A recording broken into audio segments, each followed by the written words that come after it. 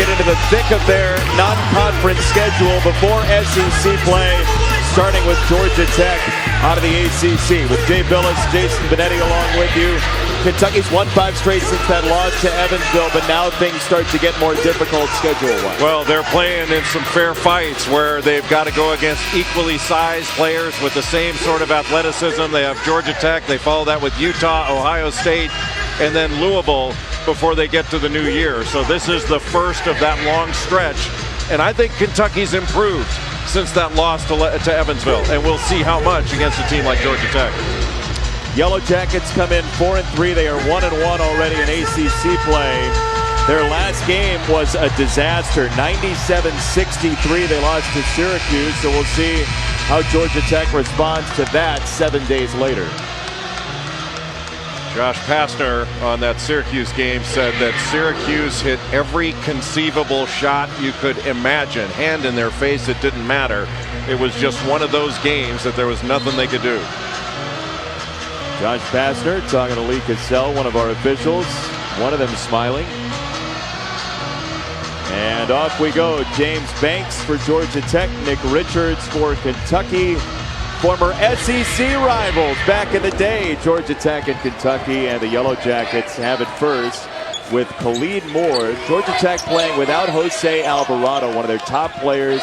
Sort of the straw that stirs the drink for this offense. Still out with an ankle sprain.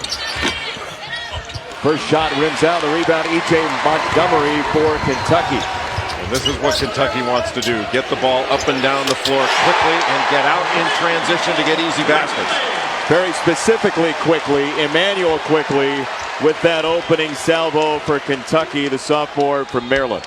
Quickly is the best shooter on this team, shooting close to 40% from 3, and he's a guy they got to find perimeter looks for, because this is not a great perimeter shooting Kentucky team. Neither of these teams shoots the ball remarkably well. Georgia Tech and Kentucky each 29% from 3, and the 290s nationally entering this game. Well, Georgia Tech struggles shooting from just about every conceivable part of the court. Ashton Hagans creating for himself, and it's 5-0. Georgia Tech getting off to a poor start. Both times they've missed shots, Kentucky's been able to get down the floor and get an easy bucket in transition without having to run any kind of half-court offense. It's not a terribly deep Georgia Tech team. This is James Banks, the transfer from Texas.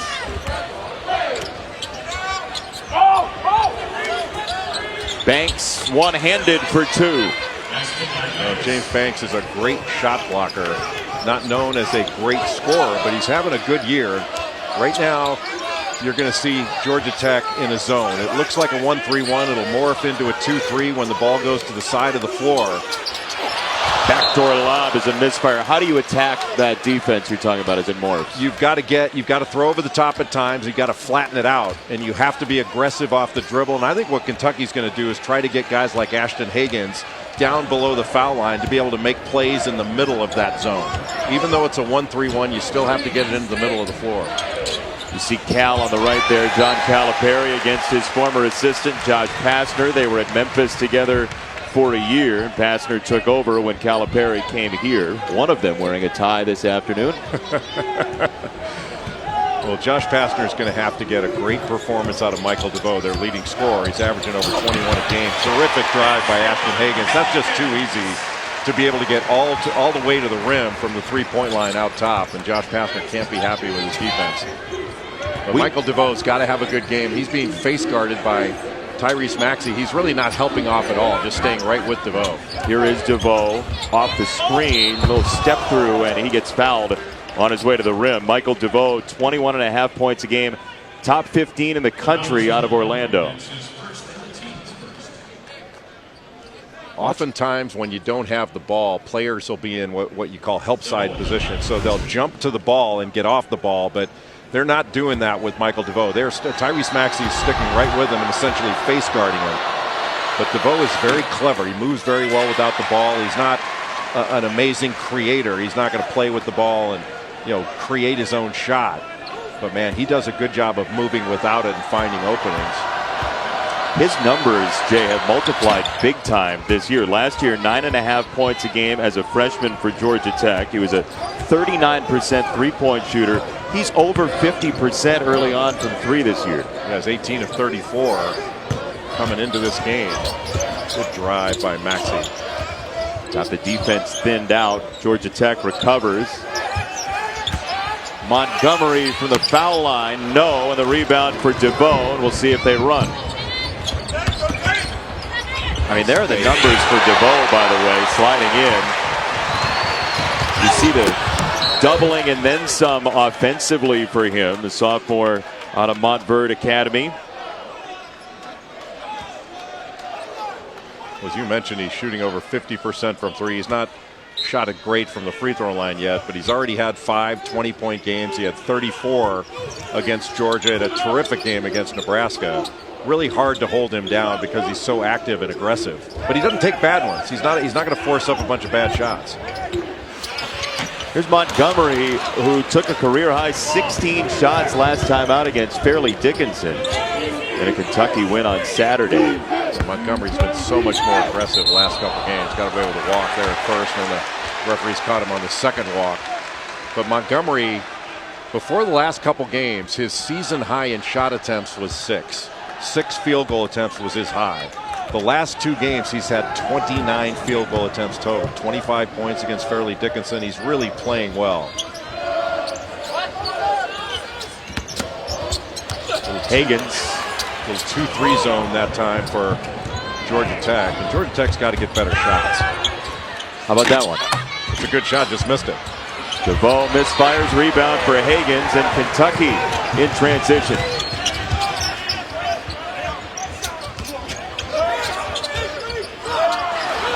Another turnover, Kentucky, and a foul on Hagans, stopping the Georgia Tech run out. So a bit disjointed early on. Kentucky and Georgia Tech, the Wildcats at 7-1 with a couple non-conference games coming up before their SEC opener against Mizzou. And so Kentucky leading 7-3 early in this game with Jay Billis, Jason Benetti along with you here at Rupp Arena, where John Calipari and the Wildcats got win number 600 last time. That was Saturday against Fairleigh Dickinson. Hi, I'm Jason. He's Jay. Look, Kentucky's a very good team once again. We know about the Wildcats. What do you need to see from them with this schedule looming to prove that they can go where they've been recently? Well, they've just got to be more consistent at a high level. I think with the schedule they're starting to play, we're going to find out whether the improvement that Nick Richards has made from last year to this year is really legit, and whether he's going to be able to do it all year long. You know, he's averaging over 14 points per game, almost 9 rebounds, blocking 2 shots a game. He's had a terrific start to the season, but now that they're playing, you know, he's going against guys now that are his size and are able to punch back. So it's going to be interesting to see whether he keeps up this high-level consistency. They do need to get Nate Sestina back. Yep. You know, the transfer from Bucknell, because he provides them with a stretch 4 that can knock down perimeter shots, and he averages close to 8 rebounds a game himself. And you know, he could be gone for another 3-4 weeks with that broken wrist. We're not sure. It's his left wrist. We're not sure exactly how long it's going to take, but they need him back. That's his offhand. He fell in practice during the week, and the initial diagnosis of the time would be 3 to 4 weeks, but you're losing 15.5 points a game, 8.5 rebounds at Bucknell. Then he comes here as a grad transfer, and he would at least deepen the numbers that Calipari could go to. No question. I mean, you know, he had 41 threes last year. He hadn't shot it particularly well this year from threes, only shooting 25%, give or take, but 90% from the foul line. And, you know, that 7-8 rebounds a game was really a big number, and it provides another body. So now you don't have that body coming in, and you don't have his maturity on the floor. But one of the things that is really impressive about Sestina is oftentimes when guys get hurt, they're not as vocal. You know, they don't feel like they're as part of it. He was a part of practice yesterday. His voice is everywhere. He's really energetic and helps the players when they're on the floor. He's really a great presence, and I think leads without being able to play.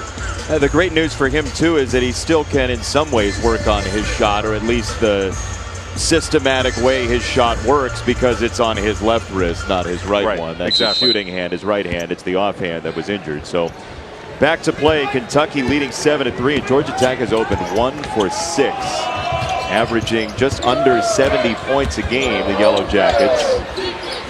Drive and kick, and Moses Wright knocks down the jumper from the corner. Moses Wright has been playing very well of late. You know, he only played 1 year of high school basketball, and he's really coming into his own. His last 3, 16 points, 10 rebounds, shooting over 60% from the field.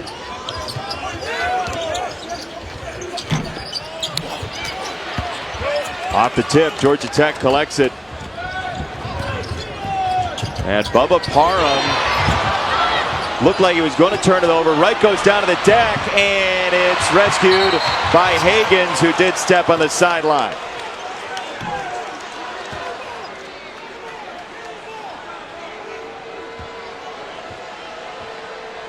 Well, Bob, if this game's anything like your game, it's going to be a wild one. Thank you. Here, Kentucky leads 7-6 as it gets into the meat of the non-conference schedule before SEC play. He's Jay Billis. I'm Jason Benetti. How about Penny Hardaway at the end of that game going crazy? There was a lot of talking about that game. Big rivalry and the comeback from Memphis. Well, it shows the passion. That's the way it's supposed to be. And when Memphis gets James Wiseman back, they're going to be legit. They've got a lot of great young talent. If you're a Memphis Tigers fan and you're sticking around for this game, this is absolutely the game for you if you can withstand watching John Calipari on the other sideline, because John Calipari, Josh Pastner are the two coaches, former head coaches at Memphis. Cal had Pastner as an assistant, and here's how they look together at the bench, just in case you'd forgotten. And they don't look much different now. Josh certainly doesn't look much different. I think he's wearing the same tie. He may be. What are you saying about Cal? A little gray, but I think when you're the head coach of Kentucky, it can age you the same way being president of the United States does. They should have a Kentucky flip book when you started, like they do with presidents. You just make more than the president when you're the coach of Kentucky. By a lot. Well, that was a subject that came up leading up to this game. Josh Pastner was asked about John Calipari and his personality, and he said, I think he's going to run for president one day. That's actually in the possible future endeavors, as Keon Brooks, the freshman, makes the jumper for the Wildcats, who are 7-1. Keon Brooks is really starting to come on for Kentucky. He had 15 points against Fairleigh Dickinson, and he may be the most talented of all these freshmen. He is going to be a terrific player. What do you like about it? I like the fact that he is long, he's athletic, and he can shoot it. And he is going to be a terrific play by Evan Cole to knock that shot down. The ball moved on that possession for Georgia Tech, which it had not been. And Georgia Tech plays a lot of zone. Looks like a 1-3-1 when it starts out. Then it'll morph into more of a 2-3 when the ball's on the side. And what you're seeing now is what has to happen for Georgia Tech. They have got to rebound, and they've got to take care of the ball. They turn it over a lot, and they're not a great rebounding team. If both those things happen, they'll have a chance to win the game. Good sign, Evan Cole for Georgia Tech, making a three and getting a rebound, leading to that from Parham. Josh Pastner said this morning in their shoot-around, he said directly to Evan Cole, if you don't provide energy and that spark, you're not going to play today. And he has so far, giving Georgia Tech a 3-point lead. Yeah, he has to continue to play hard, rebound, throw his body on the line. But that shot on the last possession by Bubba Parham, he just took a charge there. Oh, they called it a called a block. Wow. I didn't think they were allowed to call blocks. Bubba Parham transferred in from VMI. He has played in Rupp before. The last time he played here for VMI, he had 35 points and hit 10 threes. So John Calipari not going to be happy that they let Bubba Parham get an open three to see a big basket, because he has not shot the ball that well to start the year. Only 27% from three thus far. They were rainbows like that one, too, that we just saw. Oh, the tip in from Khalil Whitney, the freshman from Chicago. Beautiful body control.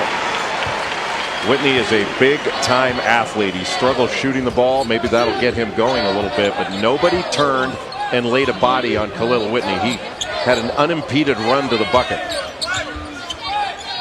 Here's Parham, who's now got a hand all over his face. Tyrese Maxey defending him. You can't get into a jumping contest with Kentucky. You've got to get a body every time a shot goes up.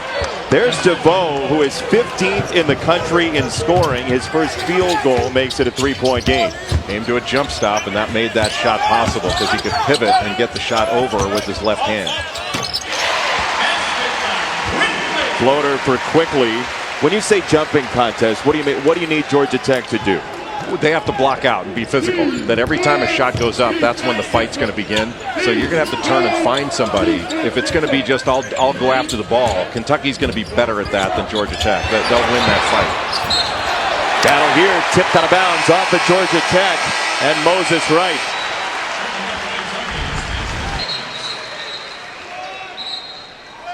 Now take a look here at Khalil Whitney, number 2, as he goes to the bucket. Nobody lays a body on him at all, and he's able to just get there unimpeded.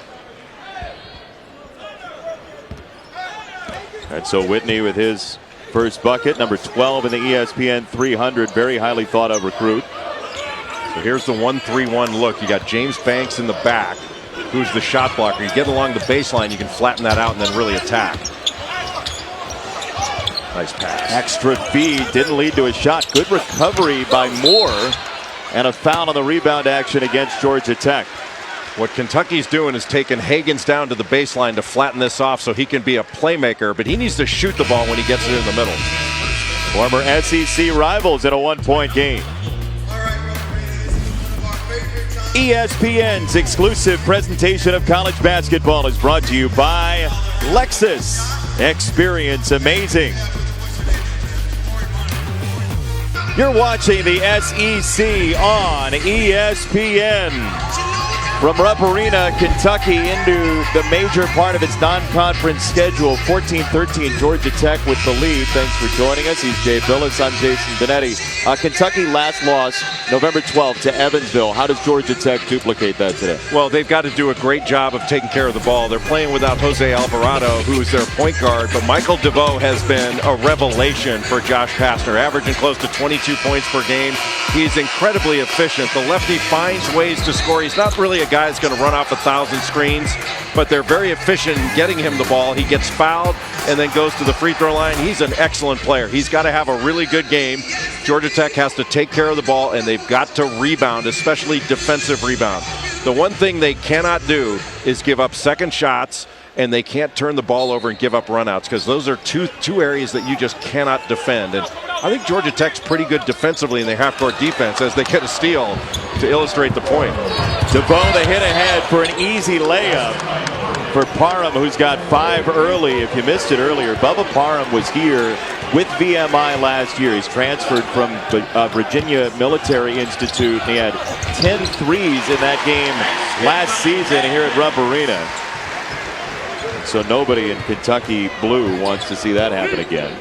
And for John Calipari, when you have a really young team, it can be really difficult to play against zone, because the zone can get you to stand around. When you play against man, it's a little easier to process and easier for you to run your stuff. So I think you're going to see Kentucky run a lot of their man-to-man sets against this zone that Josh Pastner throws up. Do you prefer tie or no tie? I think they should wear golf shirts with their team logo on it, like they do in Maui or these sort of pre-conference tournaments. Never understood why, at a basketball game you got to wear a suit. Even us, why do we have to wear suits? This is all a ploy to get us to stop wearing suits, I feel. It has nothing to do with the coaches. Hagans the steal, and he launches for the slam. One of the best individual defenders in basketball, Ashton Hagans. On the ball, he is absolutely spectacular as a defensive player. Him, Trey Jones of Duke, I would put up near the top, and there's another guy that doesn't get credit for being a great defender that is one. That's Rob Finney of Indiana. I think he can really guard the ball. John Calipari's been vocal about where he thinks Hagans is in terms of the top point guards in the country. He's been lobbying for him publicly, as there's a turnover against Devoe. Take a look under the rim. Watch the ball here. Knocked away. And then Ashton Hagans is able to read that almost like a defensive back reading the eyes of a quarterback, and then shot the gap to take it the other way. And those are the kind of turnovers that Georgia Tech cannot have. I mean, you turn that ball over and you are giving up a 100% shot that you have no chance of defending. That's Tom Izzo calls those turnovers for touchdowns. I mean, it's a live ball turnover that you have no shot of defending.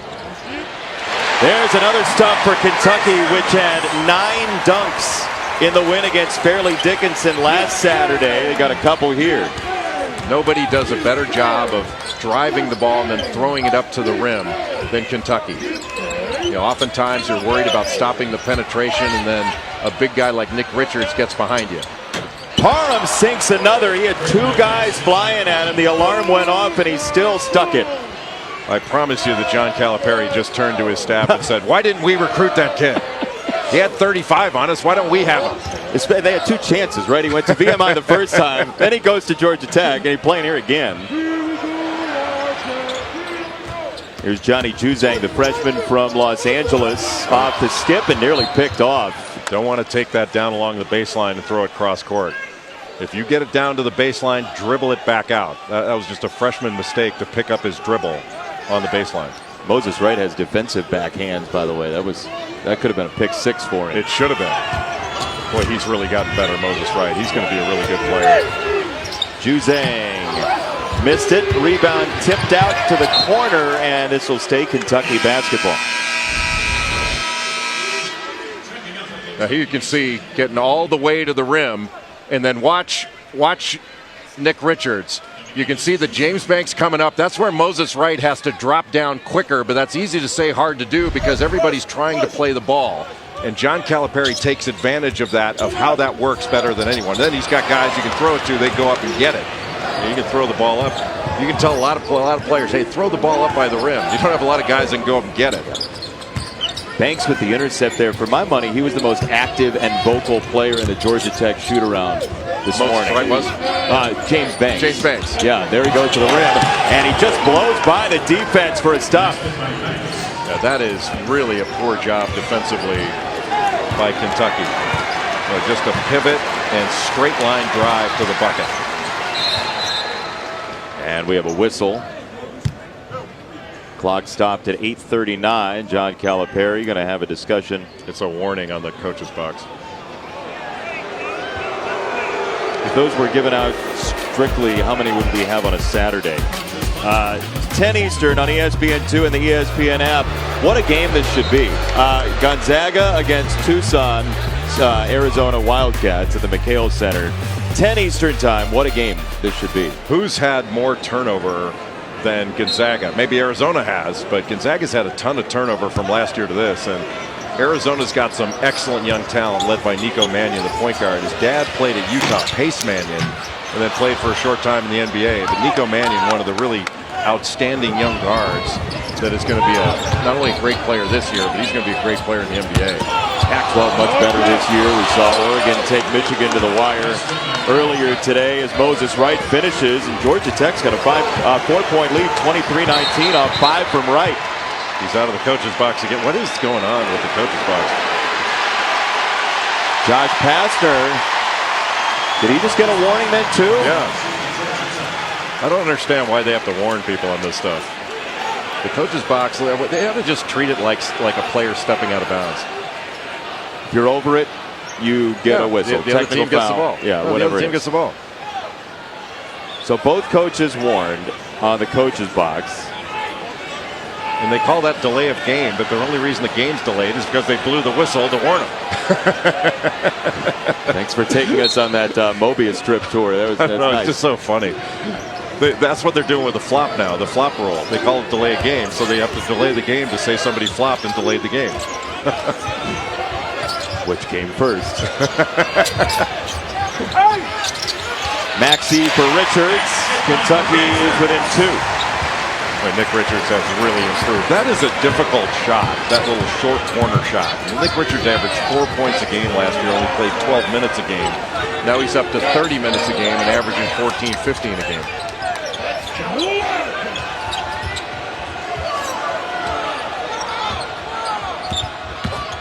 Richards has talked pretty extensively about the game slowing down for him in a bunch of ways. He got the block there. The recovery was late, though, and 2 and a foul for Georgia Tech. But how about that play by Khalid Moore to go to the other side of the basket to keep from getting the shot blocked, and he got fouled and completed the play. Georgia Tech off to a great start in Rupp Arena. Loose ball, the 50-50 ball that Josh Pastner says he's got to have, and finished the play. Georgia Tech showing some fight.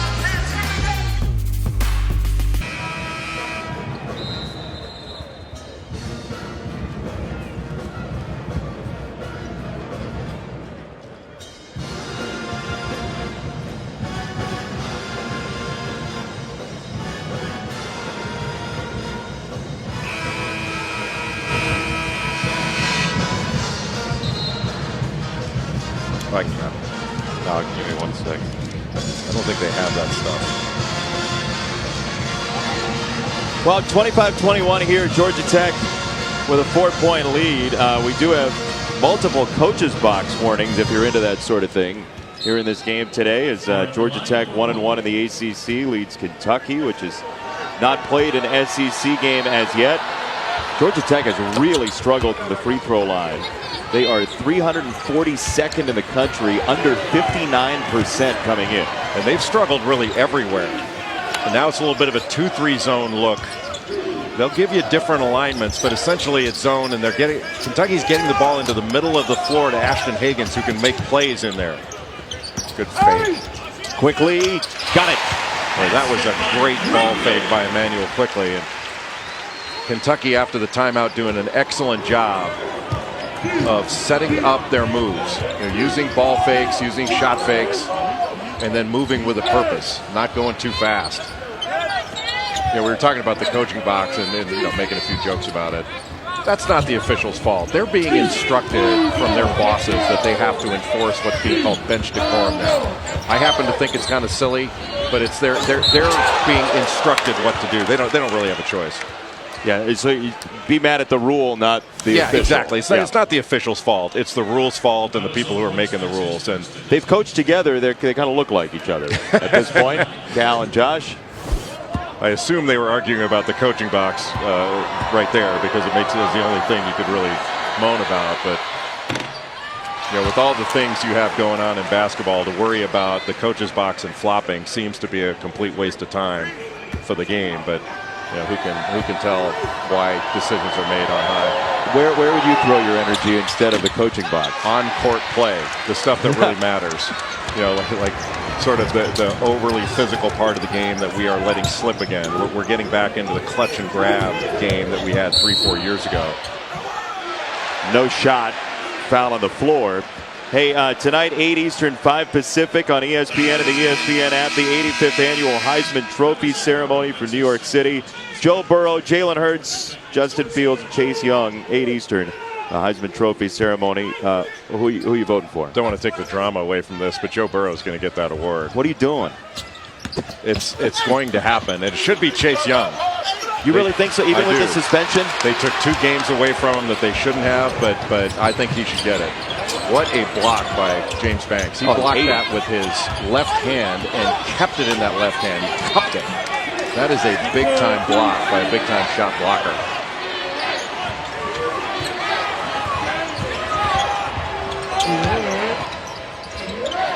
Into the post, Banks, quick turnaround. He felt Richards and left it short. He had a little arm bar right in his side as he was putting that up. I don't know how that affected him, but he didn't shoot it as strong as he needed to. That's one of those plays you're talking, the overly physical. Yeah, I'm not sure how much of a shot to the side that was, but yeah, I think anytime you turn, you got to get that arm bar off.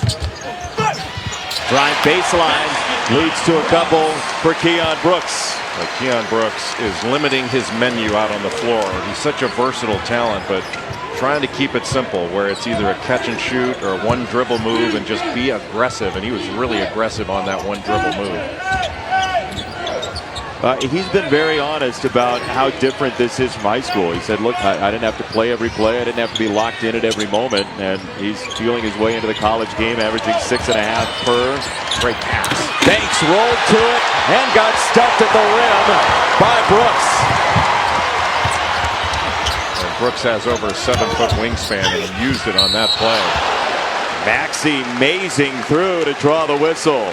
How about wingspans on the other side? This is just a simple pick and roll on an open side. Oh, this is the last play. And a block by Banks. And then, look, he did that with the right hand. I thought it was left, but he did it with the right hand and brought that thing down.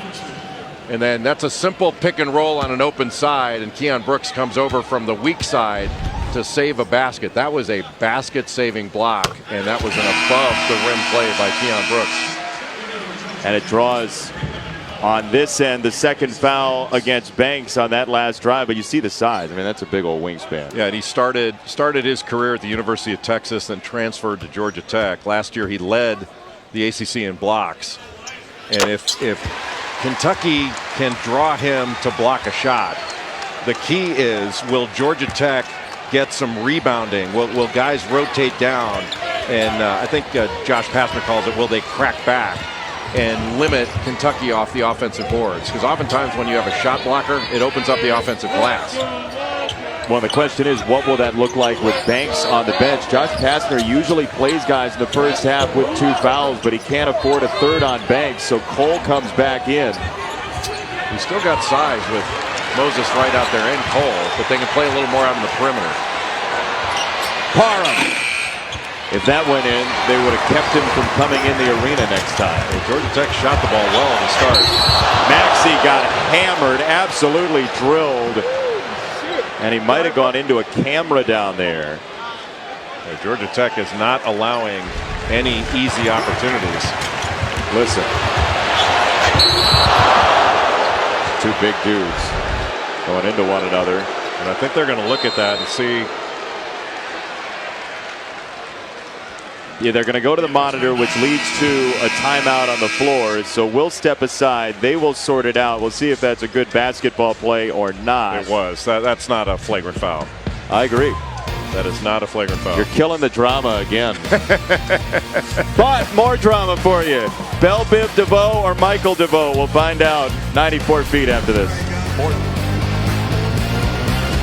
The ball, and by the way, while we were away, the officials went to the monitor to look at his defensive play and came up with a flagrant 1. Yeah, they said it was excessive, so that's the issue. It's not that it wasn't a basketball play, it's just excessive, and I don't get it.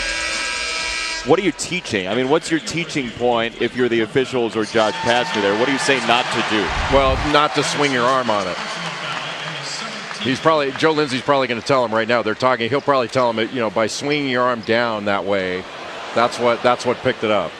I mean, look, reasonable minds can differ on this one. You could see, I guess, an argument where you could go that way, but you always have the cover of saying, well, it's health and safety of the players.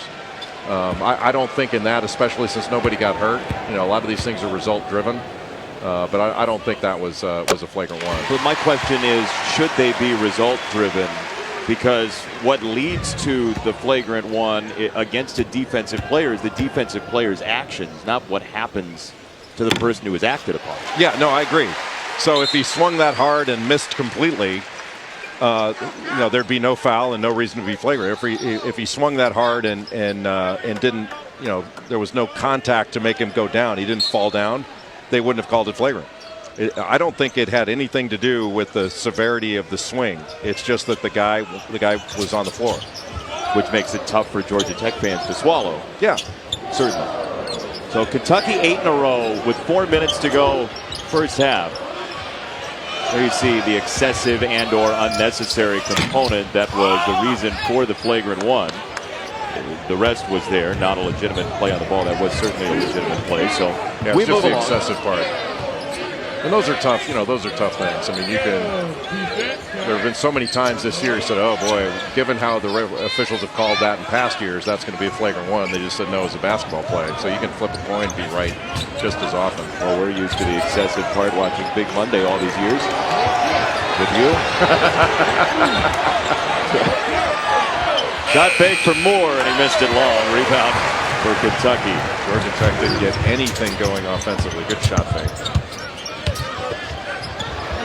Knocked away from Hagans, and Kentucky will keep with 21 to shoot. This Wildcats team we mentioned, if you're just joining up on college basketball, their only loss was to Evansville and their old friend Walter McCarty back on November the 12th.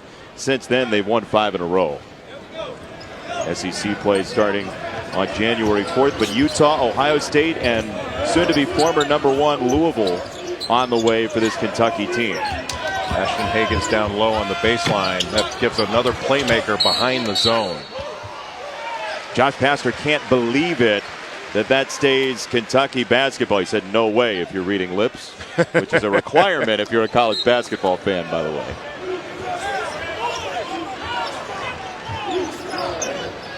This is more of a 2-3 zone with the wings coming up a little bit. They've given a 1-3-1 look. Got to shoot that right away. Yeah, he was wide open, didn't know it, and Brooks sinks it. Anytime you catch the ball in the middle of the zone, you have to catch, face the defense, and be ready to make a play. But I think you have to trust your teammates. When the ball goes to you, they see that you have an opportunity.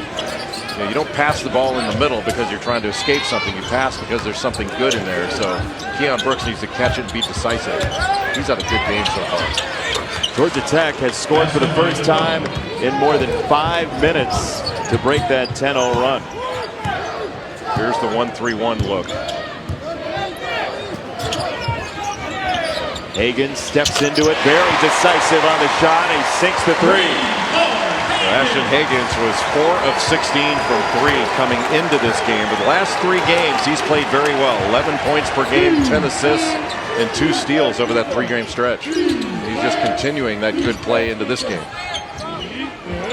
Boy, Maxi's doing a really nice job on Devoe. Not really helping off. He is just face guarding him. And denying him as Wright has to drive and pivot to score. Moses Wright, who's been very active in this first half, has 7 for Georgia Tech. He's coming off a good game. One of the only guys from Georgia Tech that had a good game against Syracuse. He had 17 points, 9 rebounds in the last 3 games. He's averaging a double-double. 16 points, 10 rebounds, over 60% from the field, Moses Wright. Hard to believe his only ACC offer was Georgia Tech, considering what he's become for this team. Yeah, he only played 1 year of high school basketball. He has matured into an excellent player. That's a lot. Out of Raleigh-Enloe High School as Kentucky turns it over. Hey, UFC in Vegas, 3 title fights tonight. Kamaru Usman defending his welterweight title against Colby Covington. That's gotten nasty, Jay. They have been going back and forth with things they've been saying, and if they're not careful, there's going to be a fight breaking out there. That's on ESPN2, ESPN Plus, 8 Eastern, 5 Pacific. We're back. Actually today, waiting for 94 feet. This is a look at it. Oh, no. I'm told this is from 1976. The first event here was the Lawrence Welk Show here at Rupp Arena. Thank you, boys. I like Joby Hall. This is from the first basketball game on November 27th of that same year. The final score was a 72 to a 64. Most people under 90 don't know that that was an excellent Lawrence Welk impression. You're big in the over 90 crowd, though. That's your demo, your target demo. Saved back in, rescued by Wright, and Georgia Tech will get at least 1 more shot. Maybe not the smartest thing to save it there, but Wright saved the bucket because Ashton Hagans was right there to steal that. If Wright didn't step in front to get that ball that was being saved, Ashton Hagans would have gotten the basket. A lot of contact off the inbound. They are just spying Parham. Somebody stalking him at all times after he's made a couple threes. And that bump's going to go against Richards. That's going to be his second personal, I believe. It's his first. Tyrese Maxey has done a very good job on Michael Devoe, just face guarding him. He is not helping off at all. They're going to let the other 4 guys beat him if they can, but they're not going to let Devoe beat him. What a block. Right there, they don't let him beat him. Richards, the tip ahead. Lob, stuck down by Brooks from Maxey. Just getting into the middle of the floor and lobbing it to the rim. And now Georgia Tech's got to get to the rim. They're running out of time here. Parham missed the 3, and Kentucky goes into halftime with a 6-point advantage. John Calipari is striding confidently to his locker room. 36-30, your halftime score. Kentucky, winners of 5 straight, has the lead. Into the studio, Kevin Connors, Bryce Drew, Seth Greenberg, coach, take it away. You are watching the SEC on ESPN. Quick change, our halftime entertainment. Kentucky and Georgia Tech, former conference mates in the SEC, playing for the 72nd time. It is Kentucky by 6. We thank you for joining us, Jason Benetti, with Coach's Box enthusiast Jay Bellis. What do you think of Kentucky's defense in the first half? For the most part, Kentucky played good defense. They blocked 4 shots. Ashton Hagans was terrific, and they did a really good job on Michael Devoe, especially Tyrese Maxey, who was face guarding Devoe for most, if not all, of the first half. Devoe only had 4 points. I think Kentucky did a nice job on the defensive end. You know, Kentucky has such great length. They may not be all that tall in certain spots, but they have great length, and Ashton Hagans, one of the best on-ball defenders in the country, showing his off-ball prowess, shooting the gap, and then Tyrese Maxey really not letting Michael Devoe breathe throughout the course of the first half, and a great block by Nick Richards, and Kentucky able to take it the other way and generate some offense off its defense. Devoe's got to get going, and Georgia Tech has to do a little bit better job taking care of the ball so they get a shot every time down. see that 15-4 run. Georgia Tech led this game 26-21 mid to late first half. So the Yellow Jackets at 4-3, who have beaten NC State. They've got losses to Georgia, Arkansas, and Syracuse so far, trying for a notable win for a school that's not been in the tournament in a long time, as Richards stuffs it home. Yet another dunk for Kentucky. And it's all because of the great penetration from Tyrese Maxey from the corner. As you get into the middle of the court and get a paint touch, the defense is going to come up. And when it does, they just throw the ball right to the rim. Banks is fouled by Richards, number 2 for him. Now take a look right here. He got a terrific job almost blocking out by Nick Richards. And as the penetration comes, help up, James Banks comes to stop that penetration, and they just lob it up to the rim. If Banks doesn't come up, then you're going to see Maxey just come and finish that play by the rim himself.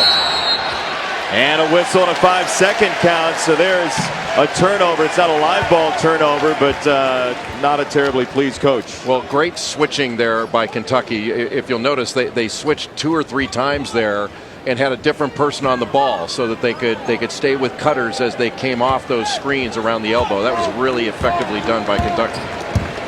9th Georgia Tech turnover in the game.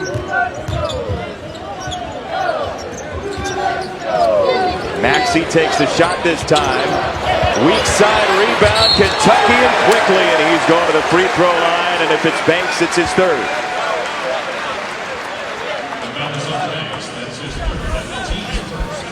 Now watch Kentucky here as cutters are coming off the elbow. They are switching. So when you got cut, well, that's the end of it. But they did it 2 or 3 times to switch, and the defender on the cutter just shoots right to the ball and takes the ball. So that was the switch. You're switching with a guy standing out of bounds, and it was really effective. And Georgia Tech, as a result, couldn't get the ball in. Quickly, 2 for 2. Kentucky at 80% from the foul line is 11th in the country. One of the best free throw shooting teams in the nation. The Wildcats, who are up by 10. Good job by Nick Richards to make Banks catch it 2 steps off the lane. That helped lead to the turnover as much as anything. Richards pushed Banks 2 steps off, so he caught that ball well off the lane.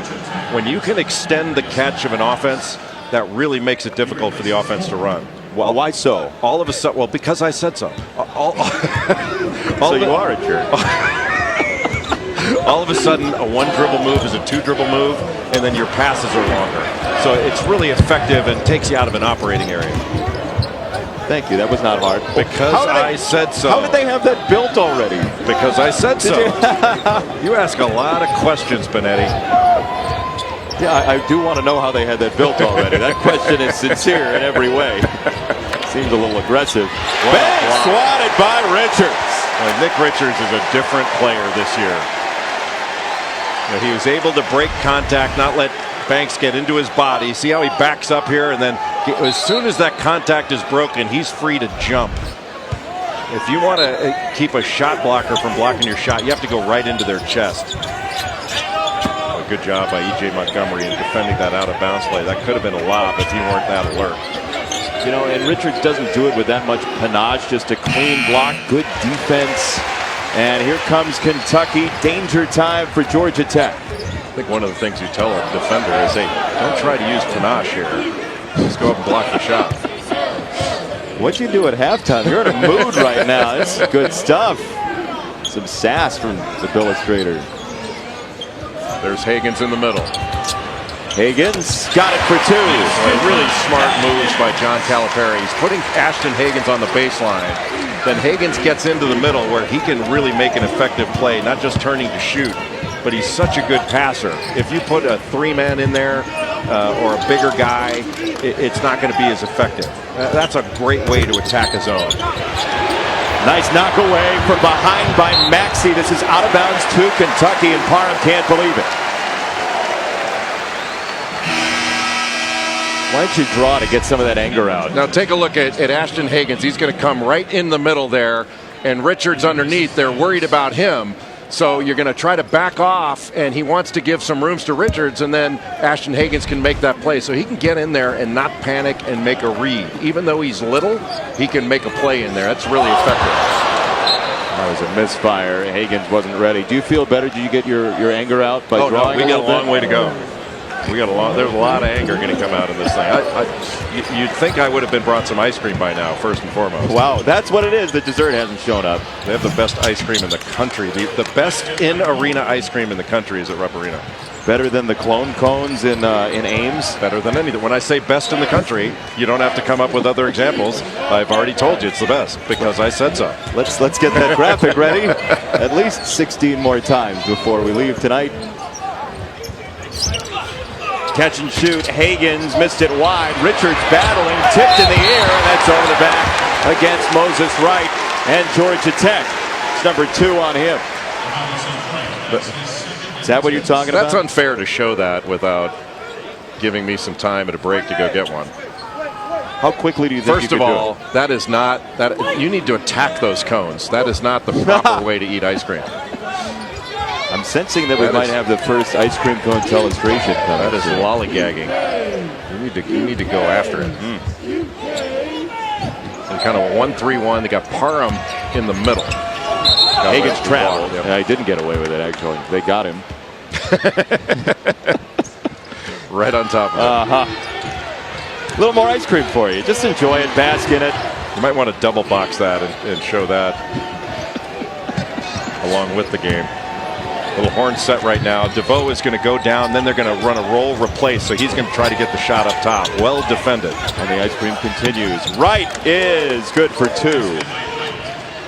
That's a really effective play to try to get a shot for Devoe because he commands so much attention. That left Wright open. See, look at the rankings. That's just good producing. See, the gentleman on the right should be cleaning his nose all the time because he's diving into that cone that hard. So you got to cut hard. You got to go. You got to go after that cone.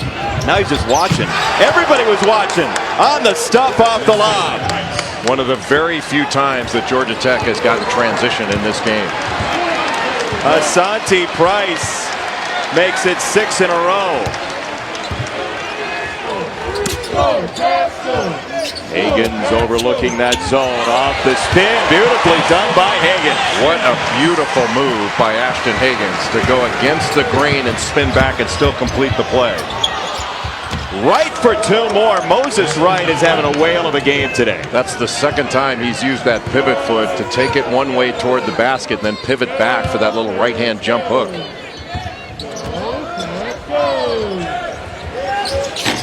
Catch and shoot for Quickly, no dice, and Wright has the rebound around Richards. Intercepted by Maxey and an offensive foul. Oh man, that is not a good call. What a great play by Maxey. There was so little contact. Now, you telling me that little guy, just by grazing the shoulder of Moses Wright, is going to knock him down? You're saying it's the type of call that might make you pull your hair out, right? Is that what you're saying? No, you're going way too low.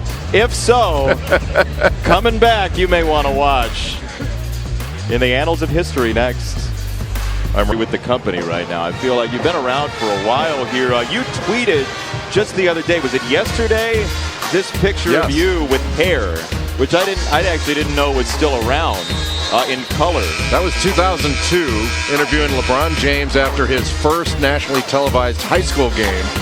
And he looks exactly the same, as do I. I don't think I look any different. You know, I mean, there are a couple of missing. I look exactly the same. Things. I think so. That was nice of you to flash back and give us this is by choice. It is. This is by choice. What are, oh yeah. Exactly the same.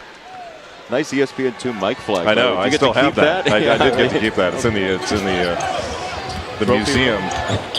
You have a museum for I have yourself? my own museum, yeah. That's why, but we have the answer already. Nice roll of plays. The freshman, no. Boy, Price has really struggled to shoot the ball in the season, but that was about as good a shot as you're going to get. Wide open. Kentucky by 6, 14.5 to go. Former SEC opponents. They've played 71 times in the past, Kentucky and Georgia Tech, before Georgia Tech Left the SEC, went independent, then to the Metro.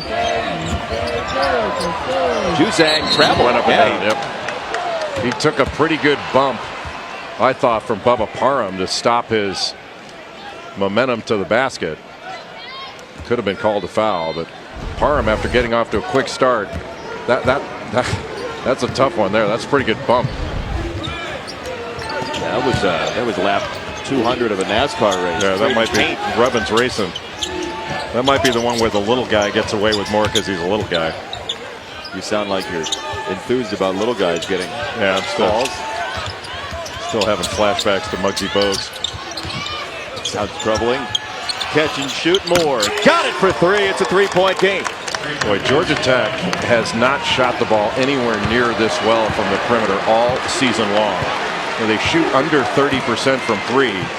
They only make about 5 3-pointers per game. And in this game, they've shot it very well when they've had open shots. Richards dropped it, and here comes Georgia Tech trailing by 3. Got numbers. Good pass. Moore to the corner, open, look for the tie, wouldn't fall. And Devoe just has not found his stroke so far in this game. They've been denying him quite a bit. Yes, and that's the first open one because it was in transition, the first open shot he's had. And I don't think he rushed it, but he's clearly not in any kind of rhythm because of the great defense that Kentucky has played on him. That frustration we're seeing on his face is a direct result, you're saying, of the defense. No question. No question. Watch him off the break, though. First one down the floor, and he's looking for the ball immediately. And this is the first open shot he's had basically all game long. He had plenty of time. But the problem with a scorer like Devoe, if you haven't seen the ball go through the net, like he doesn't have any kind of scoring rhythm in this game. And you can see it by his grimace. You can see it by the movements on the court. He needs to get something easy. He's looking for it there and got denied. Well, Hagans on him now. Probing. Skip pass Moore. What a pass. Just missed. How do you see it, Jay? Yeah, that was just beautiful. That's an offensive foul against Hagans on the discard of Parham. Number 2 on Hagans. I think John Calipari was trying to say, hey, Parham stuck his arm out there in order to take the contact. How is that not a foul? It's kind of the same thing we talked about before with Johnny Juzang's drive. Those coaches' box warnings have not gone terribly far. Josh Pastner's on the court right now. Devoe. That was a good move. Left it short. Up the floor quickly. On the response for Kentucky. And a timeout, Josh Pastner. Just a fabulous pass ahead by Ashton Hagans. And now the coaches are yelling about the coaches' box. But a beautiful pass ahead to quickly to get a wide open 3. And there is a God. Ice cream when we come back. Ice cream. And the human wrecking ball, Jay Billis. This is 1 minute basically during the break. That was a full ice cream cone when we went to the timeout. Those guys we put in that double box are amateurs. Don't do Did that. I just spit on you? Yeah, you did. It's unacceptable. We got to get that slow mode. My eating rankings are Jay Billis last, everybody else well above him. I'm How is it, dominant by the in way? It's fantastic. It's the best. I've already told. I don't think I should have to repeat myself. I know they say repeat your best stuff. Yeah. I'm trying to eat here, and I've already said Kentucky ice cream here at Rep Arena is the best in the country. That should suffice. Somebody tweeted at me in the break, does Jay Billis bite his soft serve? And the answer is yes, the cone is just completely a disaster right now. They finished 2, by the way. Yeah, but look how long it took them. It took them the whole first half to get through it. There's a little piece in the beard, I think, still remaining on the left. You know what? There's a game going on. Pay attention to the game. Okay. I'm busy. Willy Wonka. That is actual sound effects of Jay Billis eating an ice cream cone. He's an aspiring Foley artist as the foul goes against Hagans. There it is, a little left in the beard. Just a little. You got to keep it. I'm going to go up there and clean that for him. In the fight against cancer. Visit v.org/donate, and all donations benefit the V Foundation for Cancer Research. It is worth watching that speech like once every couple of months. Well, there's nothing at ESPN that we do that's more important than the V Foundation and V Week. And all our great colleagues, the terrific work they do, the work that Dick Vitale has done with his gala to raise money. It's a huge week for us. It's going to be a push against Quickly and Kentucky on the rebound action. Well, Devoe still can't get anything to go. Driving to his left and trying to get it up over E.J. Montgomery. That's where the length of the Kentucky shot blockers can really affect his shot. I kind of feel like if he got to the foul line, maybe that would open it up. And he might get on one here. Look, that was almost an offensive foul, and perhaps could have been because he pushed off in order to create that space. Maxey was all over him. He just put that left shoulder right into him, and then wound up missing the shot on top of it. Now watch this. He lowers the shoulder. Maxey's right on him, and he lowers the shoulder and backs him up. And that easily could have been an offensive foul. Question is Maxey in his cylinder? Is he in his space to start that? Pass. Drive and kick to the corner. The freshman Price can't hit. Right, the rebound, and he threw it up the sideline. Great find, and on the welcome mat, Price couldn't finish, and he lost it out of bounds. So many chances for the guys from Atlanta. And Georgia Tech playing really hard. They're doing everything but finishing the play by knocking it in the bucket. But the one thing you cannot do is let this deflate you and affect you on the defensive end of the floor. What a great play by Moses Wright, and then a fabulous pass by Khalid Moore. Just Price couldn't get the shot to go. He missed one in the corner and then couldn't get that layup to go. Now the question is that going to affect Georgia Tech? Is it going to be deflating and affect them on the defensive end? Maxey got an open look and missed, and Wright clears the rebound for Georgia Tech. Boy, Wright's done a really good job on the glass. They need to run something and get, they're going to run something to get a high-low look. Get Banks low. There he goes. A lot of dribbling from Parham. Now Wright had it kicked away. Moore, the floater for two. Well, got away with almost a little shuffle there. But at least Georgia Tech got a basket to go down. Now they can play 5-on-5 after Kentucky had to take it out of the net. Where will Kentucky look for the offense? That's going to be a block against Devoe and Georgia Tech. Tonight, 10 Eastern on ESPN2 and the ESPN app. Number 6 Gonzaga against number 15 Arizona at McHale in Tucson. You're going to see Gonzaga coming up next week. Yeah, they've got North Carolina next week on Wednesday.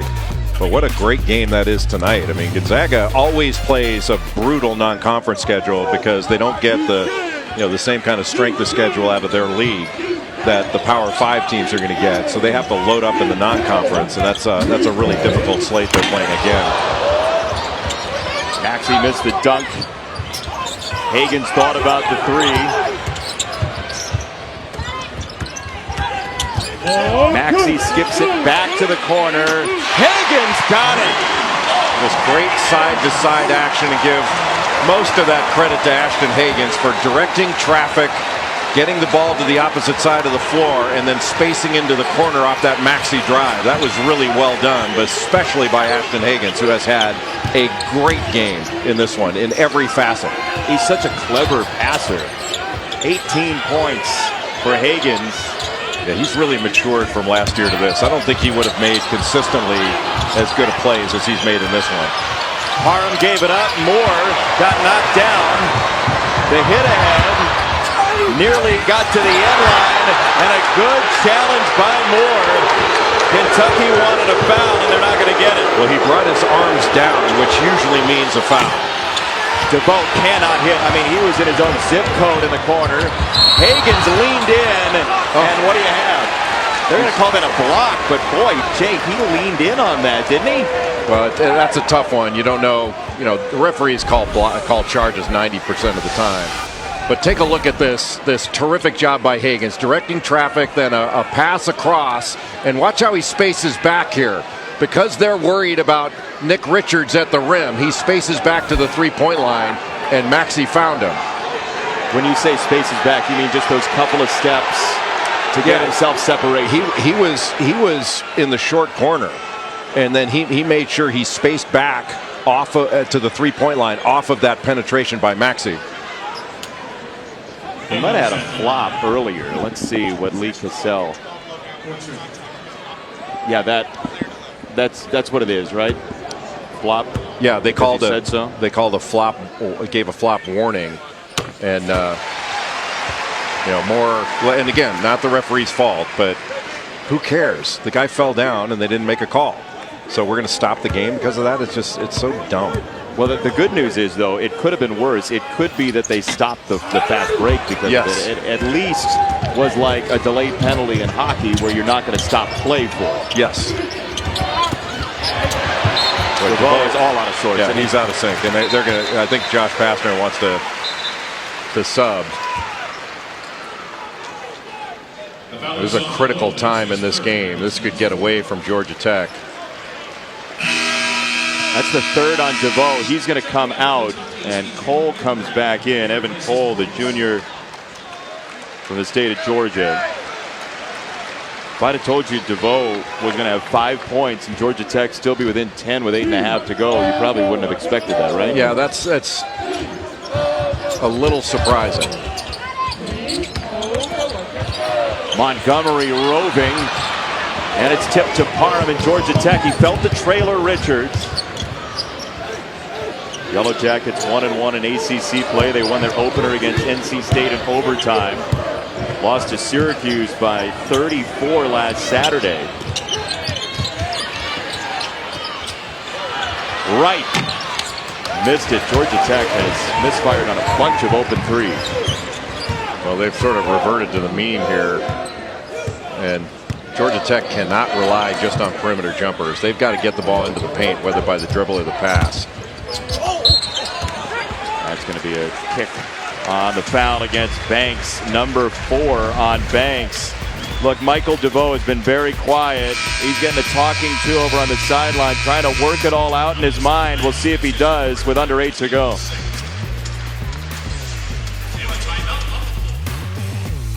Two coaches in this game, the head coaches, were on the sideline together at Memphis for a year, just over a decade ago. John Calipari, the head coach at Memphis. Josh Pastner behind him. Cal was obviously aghast at something in that picture. But they were close enough that when John Calipari signed his contract to come here to Kentucky, Josh Pastner was at the signing of the contract and, in fact, is in the document because he was a witness to the signing of the contract. That's how close they were. I wonder if he kept the pen from that. It's like signing something into law. You kept the pen. Josh was talking to us earlier about the day that all happened, and with Memphis being so basketball crazed, as you saw earlier with their win against Tennessee, there were like helicopters flying around John Calipari's house trying to figure out if he was staying or going, and they were hunkered down signing the contract at midnight. Stuff of movies. I wonder if Josh was looking at those numbers on the contract going, holy cow. Right. Should stay friends with this guy. Hagans 2 for 2, both very demonstrative on the sideline. So now that's 21 points in this game for Ashton Hagans, and he's also done a good job on the glass. Both he and Maxey have combined for 13 rebounds in this game. A timeout called across midcourt. Hagans has the last 6 for Kentucky and 10 of the last 13. It's a 30-second timeout for Josh Pastner and Georgia Tech. Mentioned these were former SEC foes, Georgia Tech and Kentucky. Then Tech leaves the SEC, goes independent, goes to the Metro Conference, or the Seth Greenberg Conference, if you will. Seth both in South Florida and Virginia Tech, which were in that league. Do you know who the last coach to coach Georgia Tech in the SEC was? The last coach to coach Georgia Tech in the SEC, Frank McGuire. It was Wack Hyder. Wack Hyder. Wack Hyder. Yeah. John T. Wack Hyder in 1964. I don't even want to know how he got the nickname. We're not going to ask follow-up questions. It's our trivia contest brought to you by Rupp Arena Ice Cream. Aren't the Kentucky cheerleaders national champions? They are. They have been multiple times. I know you have very deep thoughts on cheerleading movies. Yes. Your top 15 or so. Bring It On, by far the best cheerleading movie in the annals of cheerleading movie history. Roger Ebert once called it the Citizen Kane of cheerleading movies. Banks goes down to the ground, as we all do with that revelation. And we have a tie-up that will stay with Georgia Tech. What do they have to do to make this a comeback down 10, the Yellow Jackets? Well, I don't want to be too simplistic for you, Jason, but they got to make some shots. I work with Dan Dockett. Oh, it's nice. I think they've settled a couple of times, but they've got to continue to, I think, get the ball into the paint. You know, they've not really been able to run what they want to run. 3 to shoot. Got to go. Devoe doesn't know. That's shot clock violation. He is totally out of sorts. I'm not sure that Devoe has seen a team that's devoted a defender to him like Kentucky has devoted for the most time, most of the game, Tyrese Maxey. And, you know, Maxey's offense may have suffered a little bit as a result, but his defense has been outstanding. He's rebounded really well. I think he has 7 rebounds in the ball game. But his defense on Devoe is the reason that Kentucky has this lead. Quick touch, high-low, Richards. And again, it was Ashton Hagans. You know, Ashton Hagans in the middle of that zone. No matter the alignment of the zone, whether it's 1-3-1, 2-3, no matter the alignment, when Ashton Hagans gets the ball in the middle of the zone, he makes the right read and the right decision. On Devoe, as this goes out of bounds to Georgia Tech, how much does it take out of you physically to just have to work so hard to get the ball? Well, I think it takes some out of you. I think the more difficult thing is that he's got no rhythm. And he hasn't gotten shots in rhythm. Terrific job by Nick Richards there to help out defensively. But he hasn't established any rhythm at all. And then you start pressing. And that makes things even worse. So there's tension in his game right now. And scorers don't like that. That's a great word for it. We've seen it all over his face. Yeah. In the last 20 minutes or so. And so he's searching. And that's not been, like, he has not had a game like this year. And he's relied upon. He's #1 on the scouting board. They're the switching again. And Kentucky defends the out-of-bounds play underneath very effectively. Richards went down. They're going to call that a flop. That is not a flop. That is what they ask for. The officials ask for this. What do you mean? Referees only call offensive fouls when the player falls down. Yep. So what is Richards supposed to do? Right, you're saying they incentivize this. Yeah. So then he gives them what they want. Yeah. And then gets a whistle. Yeah, because he had contact there. So what's he supposed to do? Right. I mean, this flop rule is stupid. Well, and that's why I was saying earlier, if it's about the result of what happens to the player who's defending you, people are going to do strange things as that goes down from the corner for quickly again, just like the game started. Yeah, this is starting to get a little out of hand here. So that was a huge bucket by Parham for Georgia Tech to try to stay within striking distance. That's his first bucket in the second half. Parham quickly shot fake, fly by and missed it short. And it's going to go against Kentucky on the clear out. Richards down low. John Calipari needs some new hair gel.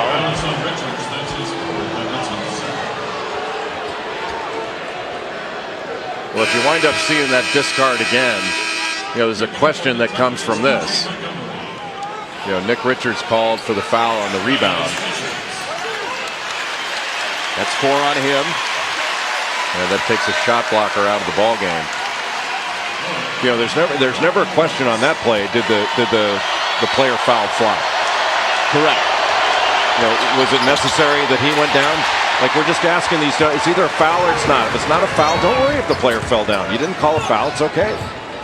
So you're saying you can just incentivize it in different ways? Yeah, and it's taking away from the game for something that is not a problem. This is not an epidemic or any kind of problem. The epidemic is, you know, referees for years call a foul every time somebody falls down. Stop calling the foul when there's not enough contact for somebody to fall down. You don't have to worry about it anymore. So Richards with 4. Banks just fouled out here. Now watch that. Now, are you telling me he was discarded like that where he had to fall down? The answer is no. So did he flop? Or do we need to get into that? And the answer is no. Call the foul. Let's move on. It's not that big of a deal. Banks, by the way, you talk about losing a shot blocker. Richards going out. Banks is done at 5:27 for Georgia Tech, so they have really no choice but to go small with only 8 in the rotation with the injury to the guard Alvarado. And Moses Wright is going to have to slide over and protect the rim. And for Wright, he has played a ton of minutes in this game, and it's been physical. There's Alvarado on the bench. He has been the guy to steer this offense in the past for Josh Pastner. He's had a high ankle sprain that he suffered against Elon. And he's been the leader of this Georgia Tech team, you know, with ball security. He's a reliable ball handler and really vocal and tough out on the floor. So when he's not there, it puts a ton of pressure on Michael Devoe and Bubba Parham to have to run the team and look to score.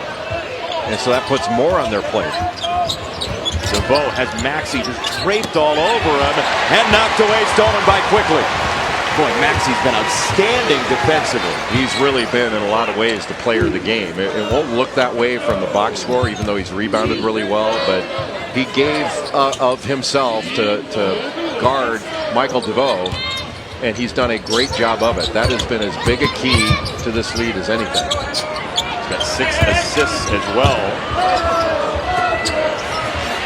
Quickly, 2 more at the short corner. He's moving very well without the ball and finding openings. Young man who had the game-winning shot in the state title game in high school as a sophomore. Now a sophomore here at Kentucky. Wright leans in for 2. He's been effective today. Just beautiful footwork with those pivots. Moses Wright is quick off the floor. And his coaching staff has been asking him, he needs to make plays more consistently. And over the last 3-4 games, he's really done that. He's turned a big corner.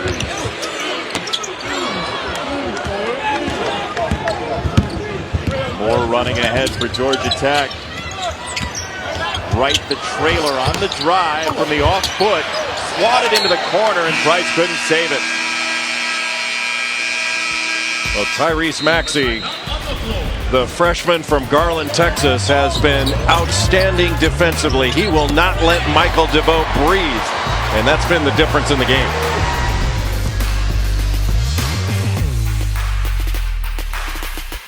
Sports Center tonight after our top-ranked boxing main event. Kenny Mayne, Michael Eaves have it for you. Post-fight coverage and reactions from Madison Square Garden, plus the Heisman Trophy winner. And the Bucks trying to extend their win streak for number 18 at another wrestling celebration, I'm sure, on ESPN and the ESPN app on Sports Center.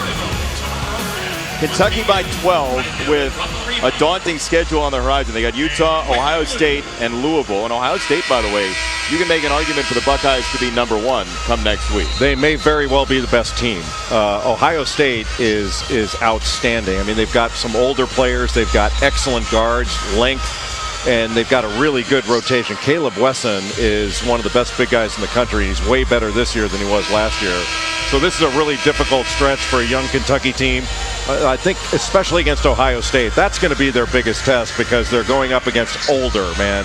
Those guys are old and they're ready to play. They're really good. 5 unbeatens left in Division I. Ohio State, Auburn, San Diego State, Liberty down in Lynchburg, Virginia. And how about Duquesne at 9-0 to start the season? It has been a while since you've said Duquesne at 9-0. It has. The Dukes have had some hard times in Pittsburgh over the years. Sticking with the zone defense, kind of a 1-3-1 look, and they have a tandem out front, but they are small out front. James Banks is fouled out. Georgia Tech playing small. Maxey had it blocked. And a foul called. Well, good play on the initial challenge. It's just getting the defensive rebound has been really difficult for Georgia Tech. Nick Richards able to get in there and get his hands on that ball and draw the foul. Kentucky was out-rebounded by Evansville in that lone loss back in the second week of November. They're +7 today. And I know rebound margin isn't everything, but it's a signal at the very least. Yeah, it's an indicator. I mean, you know, oftentimes, when a team shoots horribly, people say, hey, poor offensive performance, and we got out-rebounded. Well, oftentimes when you miss that many shots, the defense is going to get more of those rebounds. So that can be a little bit deceiving on the rebounding front. Richards, 2 for 2. Kentucky, again, top 11 in the country, 80% coming in from the free throw line. Yeah, they've shot extraordinarily well from the foul line, which is a really good sign. Last few years, free throws were a bugaboo for Kentucky. Offensive foul. It is an offensive foul against Wright and Georgia Tech, and the tank may be reaching E for the Yellow Jackets. Yeah, really nice job by Keon Brooks to hold his position and stay straight up and down. Got low. Yeah, he had his arms on him to start, so there's really no reason for Moses Wright to get into his body like that. He could have gotten a foul on Brooks if he wouldn't have shot his shoulder in his chest. Floater wouldn't go. Richards couldn't corral it. And here comes Parham. That was well defended by Cole. Again, Devoe a miss with nobody near him. They just can't get anything to go. And that's a rhythm miss. Just couldn't establish any rhythm at all. And basketball, more than anything, basketball is about rhythm. It's about establishing yours and disrupting theirs. And I think by disrupting Georgia Tech's rhythm, that's the way Kentucky got into a good offensive rhythm. They established a defensive rhythm first, and that led to a much better offensive rhythm for Kentucky. I mean, if you haven't seen Georgia Tech this year, Devoe is 15th in the country in scoring at 21.4 per. He's #1 in the ACC, and anytime you see somebody working on their shot mechanic as they're walking down the floor, mentally they're not in a great place offensively for that game, and the credit to Kentucky. Yeah, and Devoe's had 5 20-point games this season and averaging over 21. He had 34 points against Georgia. He had 26 against Nebraska. And he can score. And he hasn't been able to do it in this game. He's looked very ordinary, but Kentucky made him look ordinary. Parham, the high archer, and the rebound for Hagans. 60 points a game for Kentucky coming in. They got Georgia Tech down at 49. Outside of Rupp Arena ice cream, you know what the best thing in Kentucky is right now? The hot brown. Have you seen Mrs. Calipari's Instagram account? I have not. It is one of the funniest things in social media. I lied. I have fantastic. seen it. I was doing a bit. She is absolutely fantastic. There she is right there, Ellen Calipari. And she calls John Calipari roommate. He's a roommate. And Capital R at least. Finally, he actually took out the trash and did the double barrel. But apparently there was nothing in there. What, there's a photo? Isn't that refreshing? Yeah, it was a photo. Isn't that refreshing that John Calipari actually takes the garbage out? But I like that it was empty. That's also refreshing. Either that or they're filled with cash. But that was still a very good. Where is he? Let's show him. That's John Calipari right in the middle. Thank you, yeah. And now these are the garbage cans for you. Thank you. Yes, that's just so you helpful. know. Yeah. Is there a cone of vision maybe where he's looking forward while with the Yes, he is looking. He is looking this way. Yep. To see if there's anybody coming. How many garbage cans are there? Can you count them for us, please? Here's one. Yep. And 2. So that's all use of. Yeah, and I can count them. Just in case. We want to know how many there are. There you go. There they are. That's Thank excellent use of the telestrator. I think it's in one fell swoop. Got them all in. Yeah. There's Mrs. C. She was monitoring. University of Detroit Mercy is playing today, where their son Brad is now a player. He transferred from Kentucky to Detroit, and Coach Cal was recently at Notre Dame to watch his son play, and got into the football locker room down on the football field. It was cool. It was cool seeing him be a dad. It wasn't all roses for him. He had to hang out with Digger Phelps too, so there's some downsides to it too. Digger won't hear about that. He's on opposite us, I believe. Look, watching a John Calipari shoot around, by the way, he is as active and as vocal as any head coach that we see. He very much takes shoot around seriously. Now, he's a great teacher. Yes. In addition to being a great coach, great recruiter, he's a great teacher of the game. Ashton Hagans with another assist. I hope coaches around the country are looking at this and saying, hey, we should put our point guard in the middle of the zone. Cole gets the stuff. Timeout, Georgia Tech. They're the decision makers, so why wouldn't they? It's just hard to do because you want them out top to handle the ball and get you into something. But oftentimes when you can loop your guard in there, Boy, look at the recruiting problems they've had of late. Tough year, yeah. So second and third, oh my goodness. There are some people who are hearing this that are they Kentucky think we're fans. serious. Yeah, absolutely. that are saying, "Hey, Bill has said it." No, obviously I'm being facetious, but you know, I will tell you this: when John Calipari got to the Bluegrass and became the head coach at Big Blue Nation, and you know, they had his first team where he had, you know, John Wall and Eric Bledsoe and DeMarcus Cousins. I didn't think it was possible to win consistently with so many freshmen in key roles. Yep. And that was proven absolutely wrong. I mean, it was sort of old school thinking. They went to Elite Eight that year, Final Four the year after, won the national championship the year after that. You know, the two quote unquote one and done programs, Duke and Kentucky, since 2010 have won more NCAA tournament games than anybody. How about those two? Tom Hammond and Larry Conley. Larry Conley was a great player and a fabulous broadcaster, but a great player here at Kentucky. Played alongside Pat Riley for Adolph Rupp on those great teams in the mid-'60s. And there's Tom Hammond as well. One of the great play-by-play announcers of our time. I wonder what it's like to work with a great play-by-play announcer. It must be great. Well, you're going to have to wait for Big Monday at the very least. Delighted to have you. Wonder what it's like to get a word in every once and again. My Lawrence Welk was better than your Sean McDonough. Absolutely not. Biggest lie you've told. Lead is 14 with 1:10 to go. Thought maybe we'd sneak in the because I said so one more time off that. How do you think Sean's going to like the because I said so? I think, well, he's used to it. He calls me Dr. Naismith.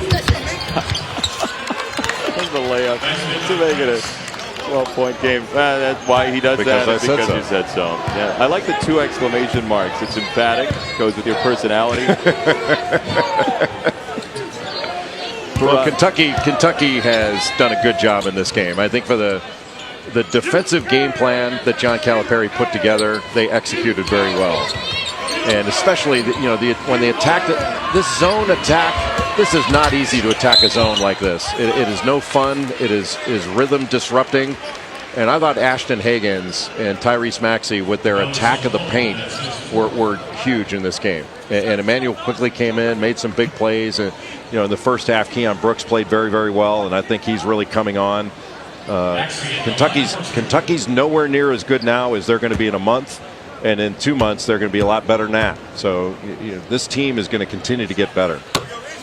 21 for Hagans, and you said it, the defensive game plan. For people who only watch for offense, you're going to say, okay, 66 points, whatever, and these guys did very well for themselves, but defensively it was a tremendous effort, and he's getting, in part, a standing ovation for very good reason. And should. Yeah, just a terrific job by Ashton Hagans. And this guy at the free throw line, Tyrese Maxey, did a great job when he was on Michael Devoe. Just limited him in every way you can. I mean, he face guarded him, wouldn't let him catch the ball in the scoring area. When he did catch it, they did a great job of taking away his shot opportunities and making everything difficult and frustrated him.